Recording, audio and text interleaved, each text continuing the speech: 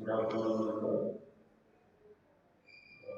myself, Giri, Assistant Professor, Department of IT, Master of Education. Coming to our last session, we had discussion on OSL architecture. So, what is the history of this one? What is the number of layers? How it is very much helpful in transferring packets, data from one system to another system or to one network to another network. So, all these things we discussed. Coming to the today's session, so we're going to discuss on another architecture, so which is also can be referred as alternative to OSI architecture, called as TCP/IP protocol architecture. So basically, it was designed by or as developed by US Defense Department, DARPA, okay, for its network, ARPANET. So if you see this TCP/IP protocol, so we can say that it is an alternative to OSI. Even though OSI is an efficient one, so it is inefficient in some aspects like data transmissions or also connections. In any of these things, if it is inefficient.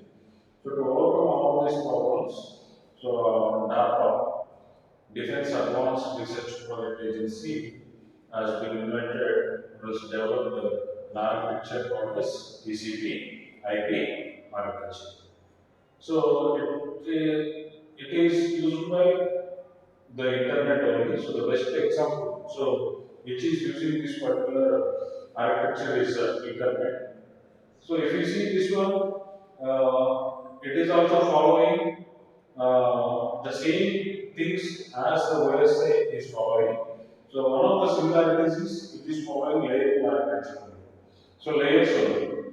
So whichever the services we have, whichever the things we have, so all these things have been divided into different things.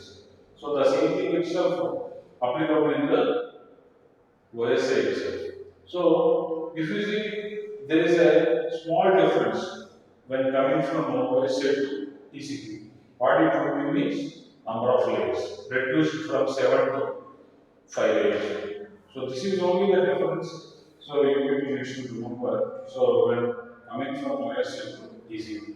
So at the same time, whichever the pitfalls, whichever the disadvantages we have from OSI, all these things itself can be overwhelmed by using TCP/IP.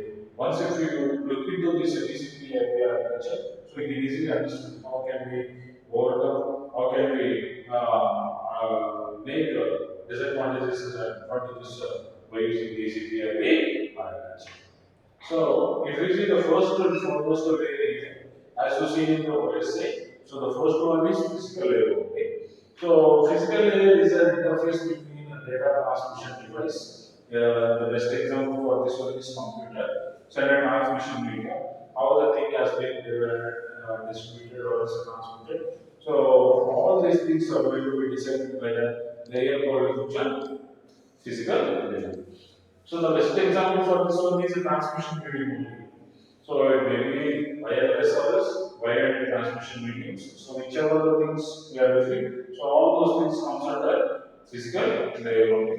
So the performance of this physical layer will be measured in data rates only. So whichever how much amount of success rate we are having. So based on that one, so data rates will be decided. So next one is network access layer. So which is almost equivalent to the network layer of the previous what resolution OSI architecture. So whichever the things going on in our data link layer of OSI, so the same thing is itself can be carried out by the network access layers. So the best example here is exchange of data between a system and network. So next one is a destination address provision. So next one is including services like where. So these things itself can be carried out by the thing called as data link layer in the OSI architecture. So the same thing like next one is flooding, whereas uh, sorry, flooding or else flaming. So these are the error control mechanisms. So these are the various mechanisms. The same thing itself carried out by network access layer. So it can be compared with the data link of the same language. So next one is internet layer. So this internet layer is comparable with the network layer of the voice architecture. So if you see this one, whichever the services we have for the same services itself can be carried out by the internet layer itself. So why? Because so there is no guarantee that there is a transmission between systems only. So there is a transmission, there is a case to have a transmission from one network to another network. So each network may have different computers. So by overcoming, by carrying, by coming across all these computers, so it needs to travel from one network to another network. So these things wants to be happened. So the one layer which is very much helpful for us is internet layer. So the best example is there are many number of routes. So compulsorily, so best you should remember. So what is the Shana?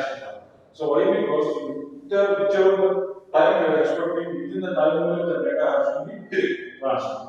So if that one wants to be happened, so the one very much helpful for us is internet library. So basically this was implemented in our system center roles. So these are the best examples for the internet library. So the next one is transport layer. So basically, transport layer is comparable with the transport layer of OSI. So whichever the things carried out by that layer, the same thing itself carried out by the transport layer of TCP/IP RDSS. So here, reliable delivery of data, once ordering of delivery. So once data is received to the system, so network. So to which system of that particular network it has to be received. So proper delivery of that particular data if you are expecting.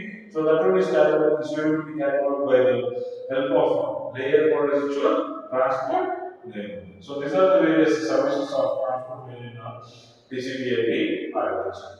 So next one is last layer of TCP/IP architecture, that is application layer.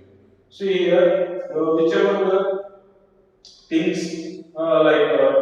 session layer, presentation layer, or else application layer of OSA layer we have. So OSA architecture, all these things are going to be carried out by the application layer. So the best example for this one is these are the things: HTTP, simple mail transmission protocol. So SMTP.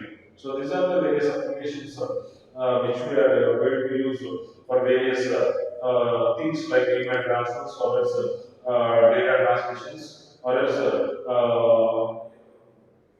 downloading. So whichever the things, whichever the events we have, so all these things wants to be happened. So these applications should be used by the user net.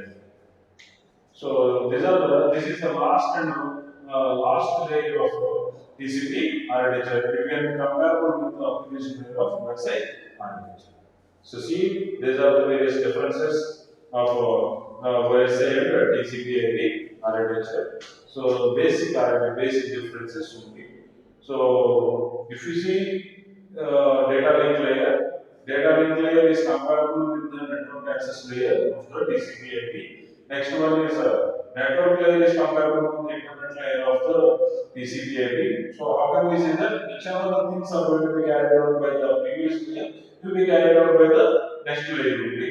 So next one is whatever the transmission layer or session layer we have, so those services are going to be carried out by the transport layer only. So finally, session layer, presentation layer, application layer. Combined will be called as application layer. So this is a small information regarding TCP/IP architecture. So nowadays, most of the systems which are being connected in internet, so we are using TCP/IP architecture. Thank you. Thank you.